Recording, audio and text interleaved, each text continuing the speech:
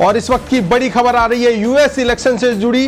Donald Trump जीत की ओर अग्रसर है और कुछ ही सीटें बची हैं। लगभग काउंटिंग वहां पर पूरी हो चुकी है।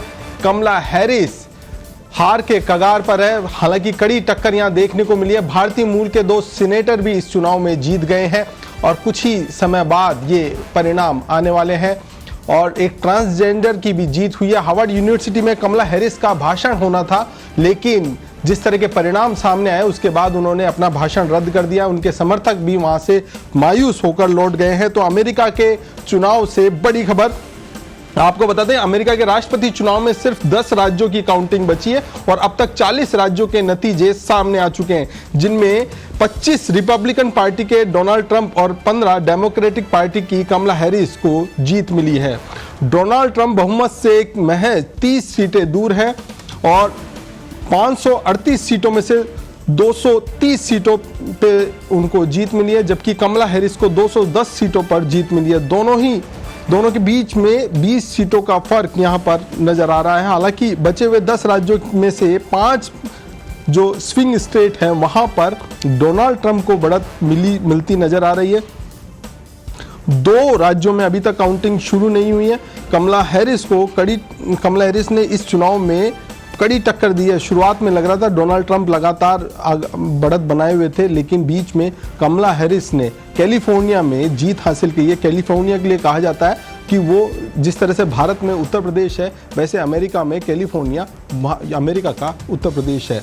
सबसे ज़्यादा सीटें वहाँ पर है और डोनाल्ड ट्रंप जीत की ओर अग्रसर है। और डोनाल्ड ट्रंप की जिस तरह से काउंटिंग चल रही है और जीत की ओर अग्रसर है, उससे भारतीय शेयर बाजार में भी उत्साह देखने को मिल रहा है। तो क्योंकि अमेरिका के चुनाव है, पूरे देश को प्रभावित करते हैं, पूरे विश्व को प्रभावित करते हैं, तो यहाँ पर डोनाल्ड ट्रंप एक बार फिर से व्हाइट हाउस जाते हुए नजर आ रहे हैं। तो इस वक्त ये बड़ी खबर।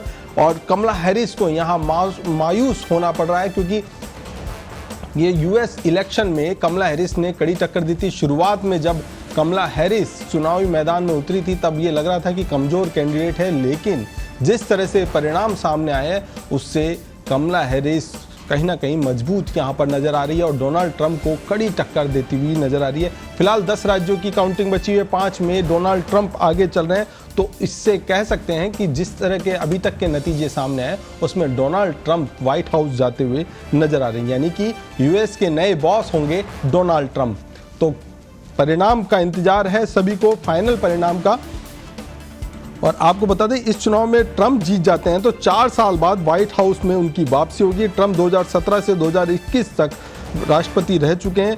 अगर कमला हैरिस जीतती हैं तो वो पहली महिला राष्ट्रपति बनने का जो इतिहास है वो यहाँ बनाएगी, लेकिन यहाँ पर जिस तरह के परिणाम सामने आ रहे हैं उसकी संभावना बिल्कुल कम यहाँ पर नजर आ रही है। तो कमला हैरिस को मायूस होना पड़ रहा है।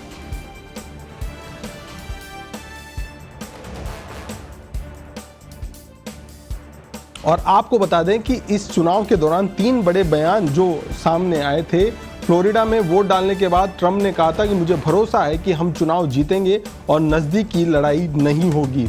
इलान मस्क ने कहा था कि अगर चुनाव में ट्रंप हारते हैं तो ये अमेरिका का आखिरी चुनाव होगा, लोकतांत्रिक सिस्टम खत्म हो जाएगा। यानी कि इलान मस्क लगातार ट्रंप को सपोर्ट कर रहे थे और ये सपोर्ट जिस तरह के परिणाम सामने आए तो वो आप शेयर बाजार में भी आप देख सकते हैं। शेयर बाजार में तेजी देखने को मिली है, लगातार जो गिरावट शेयर बाजार में देखने को मिल रही थी, उसके बाद से आज यूएस इलेक्शन के जो परिणाम सामने हैं और डोनाल्ड ट्रंप की ओर ये परिणाम जाते हुए नजर आ रहे हैं उनके पक्ष में, उससे भारतीय शेयर बाजार में भी उछाल देखने को मिल रहा है। निश्चित तौर पर पूरे विश्व को ये चुनाव प्रभावित करते हैं। डोनाल्ड ट्रंप की जीत भारत के लिए कई मायने रखती है, क्योंकि जिस तरह से डोनाल्ड ट्रंप 2017 से 2021 तक रहे थे तब भी संबंध भारत के प्रगाढ़ रहे थे और फिर से अगर डोनाल्ड ट्रंप आते हैं तो भारत के संबंध फिर से मजबूत होंगे।